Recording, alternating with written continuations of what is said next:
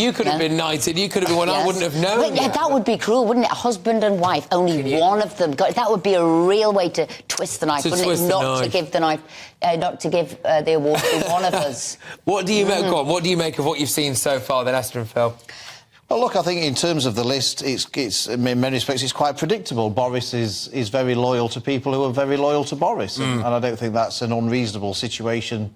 I mean, that's what these things happen to be. Yeah. I mean, whether it's, you know, whoever the Prime Minister is, when they leave office, they tend to reward the people who have been the most loyal to him. And, you know, people like Jacob, for example, who is very well deserving of it. I mean, I suspect Boris wouldn't have become Prime Minister without the help of Jacob. Phil, he absolutely wouldn't have been Prime Minister without the help. I mean, because he helped him, he supported him, he went out and championed him with the association of members, all who love Jacob. He held dinners, didn't he, on a nightly basis to get all the MPs round. He was his biggest champion. So I would say, without doubt, Boris would not have been leader without the support of Jacob Rees-Mogg. In fact, Jacob probably sacrificed his own career in order... He would have had a good shot of becoming leader. There was a time... He sacrificed it to support Boris. There was a time, really, seriously, where there was big talk of Jacob running himself, wasn't there? And he kind of had the campaign ready to go. He's always said no, but I've always thought, well, who knows? Who knows what the future will hold? And who knows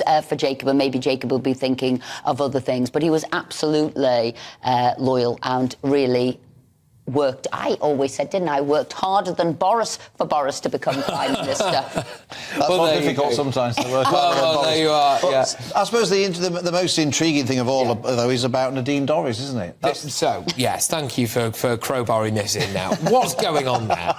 Go on.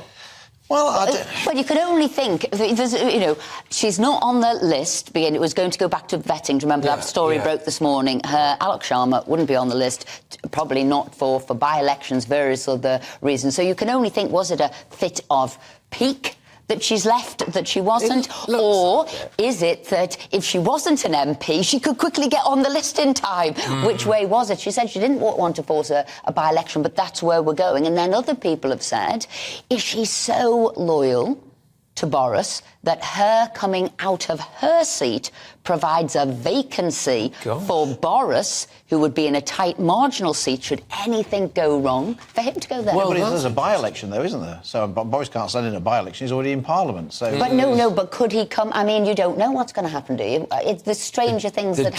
The ducking and diving that could take place in order to maybe try and get him a safer seat. Couldn't she choose her timing a little bit on she said she's resigned. No. Yes, but when would it be? How many weeks is there to go?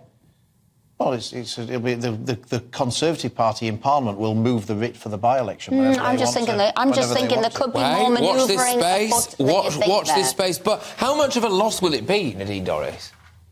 For who, Patrick? For the people of this country. For the people of Mid-Bedfordshire or for the Conservative For the Conservative Party, really. Well, no, look, it's a joking aside, it's a serious situation because it creates a by-election. And, you know, Nadine's got a very safe seat, 24,000 Conservative majority, but as we all know, there are no such things as safe seats in by-elections. Yeah. What do you make of people like, for example, Ross Kempsell, who've been honoured as well, who were, you know, advisors and key advisors, people behind the scenes there, I suppose? That's just a normal way about things, isn't it, really? I think. Yeah. And look, I think it's appropriate that people behind the scenes get honoured and rewarded. You know, it shouldn't always be people who are in front of the camera. Often the people, lots of people... Well, is this probably a good enough time as any to have a conversation about the honours system in general? I mean, do you think it's worthwhile as a system? Is it a slight jobs for the boys thing, if you excuse the pun there, really, or not? Well, it's not entirely meritocratic, is it? No. I think we can all agree. We can all agree about that. But you know, that doesn't mean to say that it's worthless as a and all of these people have worked hard in the service of Boris Johnson.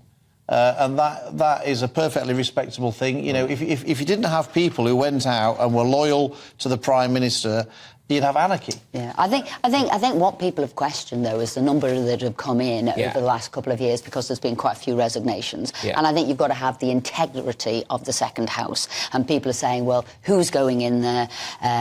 You know, are they just a favoured few? How have they got there? And that question's being raised, as I said, because we've had a couple of resignation honours list in a very short space of time. So I think you asking that question, who goes in there, is really, really important. The fact that this list is now shorter, I think, is good.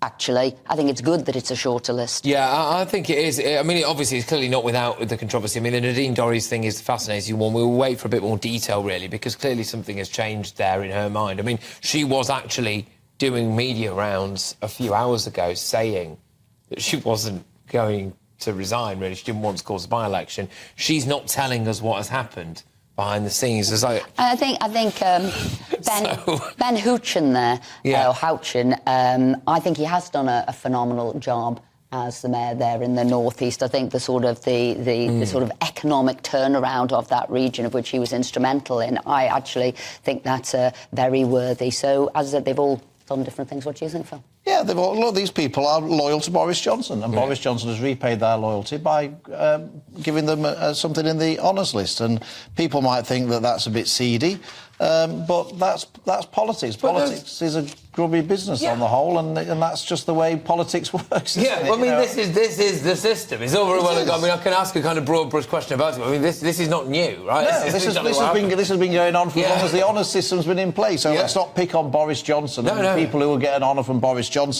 This is no different to what's happened with any previous Prime Minister.